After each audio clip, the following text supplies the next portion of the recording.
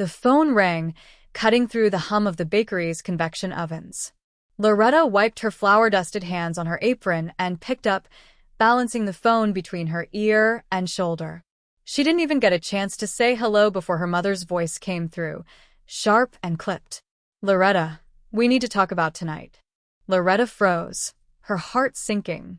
She was standing in front of a 400-degree oven, sweat trickling down her back, her eyelashes dusted with flour like snow. It was 4 p.m. on a Friday, the busiest hour at the Gilded Crumb. Her mother's words hit her like a slap. "Julia wants everything to be perfect tonight. You know, the aesthetic. And, well, you always have that smell on you. That yeast smell. And your hands, they're always stained. You look like a peasant, Loretta. It just doesn't fit the old Boston vibe she's curating." Loretta's grip tightened on the tray of blistering hot sourdough she was holding. Her chest felt cold, like someone had poured ice water over her heart. She didn't argue. She didn't beg. She didn't even ask why her own sister didn't want her at her engagement dinner. She just whispered, "Okay," and hung up. For a long moment, she stood there, staring at the darkened screen of her phone. The hum of the ovens filled the silence, a constant reminder of the life she had built with her own 2 hands. People think baking is romantic, she thought. They see the slow-motion videos of sugar being dusted and dough rising on social media, and they think it's soft. But it isn't soft. It's burns on your forearms that look like maps of imaginary countries. It's waking up at 3 a.m. when the rest of the world is still dreaming, just to make sure the croissants have enough layers. It's cracked skin, aching shoulders, and exhaustion that settles into your bones and never really leaves. Her sister Julia didn't know that kind of tired. Julia was 26, a lifestyle influencer who made a living unboxing luxury handbags and filming her skincare routine in perfect natural light. Their parents called her the golden child. They beamed when she showed off her engagement ring, a 3-carat oval diamond that cost more than Loretta's entire culinary school education. They bragged about her to their friends at the country club. But what they never mentioned, what they never even acknowledged, was who had been quietly funding that lifestyle. For 5 years, Loretta had been the invisible wallet of the family. When her father made bad investments and lost a chunk of his portfolio, she was the one who transferred $5,000 a month to keep the brownstone heated. When Julia needed a new camera for her vlog because the old one wasn't crisp enough, Loretta wrote the check. She told herself she was supporting their dreams. She told herself that because she was the one in the back of the house, covered in flour and sweat, it was her job to make sure they could shine in the front of the house. But that afternoon, leaning against the stainless steel counter, she realized something that hit her harder than the heat from the ovens. Her family loved the product, but they despised the producer. They loved the luxury of the pastries she made. They loved the money her bakery brought in. They loved the status of eating artisan bread. But they looked at the labor required to make it, the sweat, the early hours, the rough hands, and they saw it as dirty. They didn't see her as a daughter or a sister. They saw her as a utility. She was the machine in the basement that kept the lights on, and they were ashamed to let the guests see the generator. Loretta rubbed her eyes, trying to summon some sadness, but all she felt was a cold, sharp clarity. This wasn't a family dynamic anymore. It was a transaction. And the contract had just expired. Please like this video and listen to my story till the end. Let me know which city you're listening from. That way, I can see how far my story has traveled. But the next morning, the bell above the bakery door jingled aggressively, and Loretta's family stormed in, bringing with them a crisis that would change everything. The next morning, the bell above the bakery door jingled, not the soft, welcoming chime of a regular customer coming in for a morning bun, but an aggressive, entitled rattle. The kind of sound that announced people who thought they owned the place. Loretta looked up from the laminating machine, her hands deep in cool dough, to see her father, Joseph, her mother, Tracy, and Julia storming into the shop. Their faces were tight with panic, not remorse. Not a single trace of an apology for the way they had spoken to her the night before. "Loretta, thank God you're here," her mother said, breathless, clutching her pearls like she was in the middle of some Victorian melodrama. "We have a crisis." Loretta didn't move. She didn't even blink. Her mother bypassed the counter without so much as a hello, her heels clicking loudly on the sanitary tile as she marched straight into the kitchen. Julia followed, immaculate as always in a cream-colored cashmere set. She didn't look at the pastries in the glass case. She looked at herself, adjusting her hair in the reflection of the glass. "The caterer canceled," Julia said, her voice tight as she smoothed her hair. "Can you believe it? He said he had a family emergency." Unprofessional. Totally unprofessional. "Anyway, we need you to fix it." Loretta wiped her hands on a towel, staring at them. "Fix what?" she asked, her voice flat. "The desserts, obviously," Julia snapped, finally tearing her eyes away from her own reflection to look at Loretta with disdain. "We need 5 dozen of your midnight cornets, the ones with the gold leaf, and a 3-tier vanilla bean cake with raspberry filling. We need it delivered to the venue by 4. Loretta glanced at the clock on the wall. It was 10 a.m. They wanted a 3-day process completed in 6 hours. And judging by the way her father was avoiding eye contact while inspecting her mixer, they wanted it for free. She could see it in their posture. They weren't asking a professional. They were commanding a servant. Her father stepped forward, trying to look authoritative in his weekend blazer.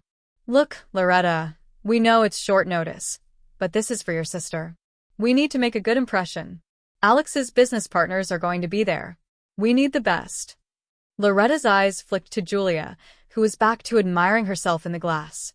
And that's when she saw it. Julia didn't see people. She saw mirrors. She only cared about what they reflected back to her. Did they make her look rich? Did they make her look beautiful? Did they enhance her image? She didn't see Loretta standing there. She just saw a way to fix a crack in her reflection. But Loretta wasn't a mirror. She was a window. She poured her soul into her craft to connect with people, to feed them, to offer them something real. Julia looked in. Loretta looked out. They were fundamentally different species. "I can't do it," Loretta said.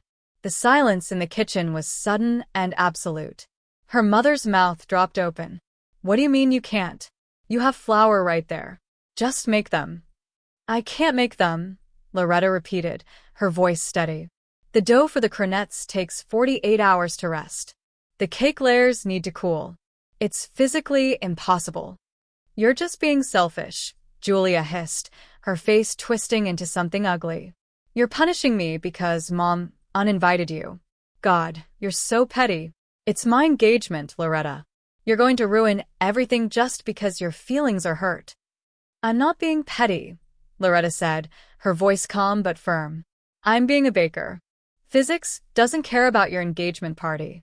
Her father slammed his hand on the stainless steel prep table, making a bowl of ganache jump. "Enough. You will figure this out. I don't care if you have to buy them from somewhere else and repackage them. You're going to fix this. Or so help me, God." The bell above the door chimed again, cutting him off. But this time, it wasn't frantic. It was confident, heavy, the kind of entrance that changes the air pressure in a room. Her family froze, turning toward the front of the shop, their masks of entitlement slipping back into place. Standing in the doorway was a man in a charcoal suit that probably cost more than Loretta's delivery van. He was tall, with salt and pepper hair and eyes that scanned the room with the precision of a hawk. It was Alex, Julia's billionaire fiancé. Julia let out a high-pitched squeal and rushed toward him, her hands fluttering. "Alex, what are you doing here? You're not supposed to see me before the party." She went to throw her arms around his neck, aiming for a picture-perfect embrace. But Alex didn't stop. He didn't hug her back. He didn't even look at her. He sidestepped her outstretched arms with a smooth, fluid motion, walking right past her parents, right past the display case, and straight up to the counter where Loretta stood. He looked at her. Not at the flower on her apron. Not at the sweat on her forehead. He looked her right in the eyes with a reverence she had never seen from her own father. "Are you Loretta?" he asked, his voice deep and serious. She nodded, too stunned to speak. "I've been trying to meet you for 6 months," he said. "I'm Alex. I own the Atlas Hotel Group. We exclusively contract with your bakery for our VIP suites. Your brioche is the only reason our Paris location has a 5-star breakfast rating." Her mother made a choking sound. Her father looked like he'd been struck by lightning. Julia stood frozen in the middle of the shop, her arms still half raised, staring at the back of her fiancé's head. But when Alex revealed the truth about why he was there, the cracks in their family's carefully curated facade began to shatter. Julia's voice trembled as she finally found the words. You know her?" she asked, her perfect composure cracking like a sugar glaze under too much pressure. Alex turned slowly, as if he had forgotten she was even in the room. "Know her, Julia?" His tone was calm, but there was an edge to it. "This woman is a genius. I told you I only agreed to meet your family because I saw the last name and hoped you were related to the owner of the Gilded Crumb." The air in the bakery seemed to vanish. It was a vacuum of shock. Loretta's mother clutched her designer bag like it was a life raft. Her father's face turned a shade paler, his mouth opening and closing like a fish gasping for air. Julia stood frozen, her arms still half raised, her expression a mix of disbelief and panic. Alex turned back to Loretta, his expression softening into something almost apologetic. "I sent you 5 emails, Loretta. My team sent contracts. We wanted to partner with you to open a flagship location in our new Tokyo hotel. Why did you never respond? We thought you weren't interested." Loretta frowned, wiping her hands on her towel again. "I never got any emails," she said, her voice steady but confused. "I check my inbox every night. I would never ignore an offer like that." Alex's brow furrowed. He pulled out his phone, tapping the screen a few times before turning it around to show her. The email chain was there, clear as day. But the reply address wasn't hers. It was a forwarded address, one she recognized immediately. It was her father's personal email. Loretta's stomach dropped. She looked up at Joseph, who was now visibly sweating, a sheen of panic glistening on his forehead. Alex followed her gaze, his sharp eyes narrowing as he pieced it together. "He intercepted them," Loretta said, her voice cold and cutting through the silence like a blade. "Dad, you have access to the server from when you helped me set up the domain." Her father stammered, backing up against the heavy industrial mixer. I was protecting you, Loretta. You're not ready for that kind of pressure. Tokyo, it's too far. We need you here. Who would run errands for your mother? Who would help Julia? I was just trying to keep the family together." Alex let out a short, humorless laugh. "You blocked a multi-million-dollar partnership because you wanted her available to run errands?" Julia stepped forward, her desperation palpable as she grabbed Alex's arm. "Babe, it doesn't matter. It was a misunderstanding. Look, we're here now. Loretta can just bake the pastries for tonight, and we can talk business later. Okay? Family first." Alex looked down at her hand on his arm like it was a foreign object. Then he looked at her parents, who were shrinking into the corner like scolded children. Finally, he turned back to Loretta, his expression unreadable. "I don't think there are going to be any pastries," he said quietly. Loretta's mother perked up, clutching her pearls with a glimmer of hope. "You have some in the back, don't you?" she asked, her voice trembling. "You saved some?" Loretta shook her head, her voice calm but firm. "No. The midnight cronettes sell out 3 months in advance. There's a waiting list. And the batch I made this morning? The ones you wanted. Where are they?" Julia demanded, her voice rising in pitch. "I already donated them," Loretta said simply. "Donated them?" Julia shrieked, her face twisting in disbelief. "To who?" "To the women's shelter on 4th Street, Loretta replied. "I drop them off every Friday at 9 a.m. The cupboard is bare, Julia. There's nothing here for you. Not a crumb." Julia's face crumpled, her polished mask slipping to reveal the raw, spoiled child underneath. She let out a sharp, frustrated scream, a sound so primal it made everyone in the room flinch. "You're jealous," she yelled, her voice shaking with rage. "You've always been jealous of me. You're just a baker, Loretta. You play with flour while I actually build a brand. You're sabotaging my happiness because you can't stand that I'm the one winning. You're ugly and you're bitter, and you're ruining my life." Her chest heaved as she panted, her words hanging in the air like a toxic cloud. Her parents rushed to her side, cooing and patting her back, shooting Loretta looks of pure hatred. Her mother whispered something about her being cruel, while her father stepped forward, his face red with anger. But Loretta didn't flinch. She didn't argue. She didn't defend herself. She just stood there, calm and silent, letting Julia's words echo in the room. This was the power of the non-reaction. When someone is self-destructing, you don't interrupt them. You don't fight back. You let the silence amplify their chaos. And in that silence, Julia's tantrum became deafening. But when Loretta finally moved, her quiet actions spoke louder than any words ever could. The silence in the bakery was suffocating, heavy with the weight of Julia's outburst. Her parents hovered around her, whispering reassurances, their faces twisted with anger and desperation. But Loretta stood still, calm, unshaken. She let the quiet stretch out, amplifying the chaos her family had created. And then she moved. Slowly, deliberately, she reached behind her neck and untied her apron. The soft rustling of the fabric was the only sound in the room as she pulled it over her head. She didn't throw it. She didn't crumple it. She laid it on the stainless steel counter, folding it corner to corner, edge to edge, with the precision and discipline of the kitchen. Then, she reached into her pocket and pulled out a single silver key, the spare key to the back door. The one her father had used to let himself in that morning. The one he had used to invade her sanctuary whenever he needed something. She placed the key on top of the folded apron. The soft click of metal on metal echoed in the stillness. Her mother's voice broke the silence, trembling and small. "Loretta, what are you doing?" Loretta didn't answer. She pulled out her phone, her movements slow and deliberate. She opened her contacts. She found Mom. She hit block. She found Dad. Block. She found Julia. Block. She held the screen at an angle so they could see exactly what she was doing. Her mother gasped, clutching her pearls like they might shatter in her hands. "You can't just." "I'm clocking out," Loretta said, her voice quiet but sharp enough to cut through the tension like a serrated knife. She turned to her sous chef, Johnson, who had been standing wide-eyed at the prep station, a tray of cooling scones in his hands. "Johnson, you're in charge," she said, her tone steady and commanding. "Close up early today. Lock everything. Everyone gets paid for the full shift." "Yes, chef," Johnson said, straightening up, his voice filled with a mix of awe and respect. Loretta walked around the counter, her steps measured and purposeful.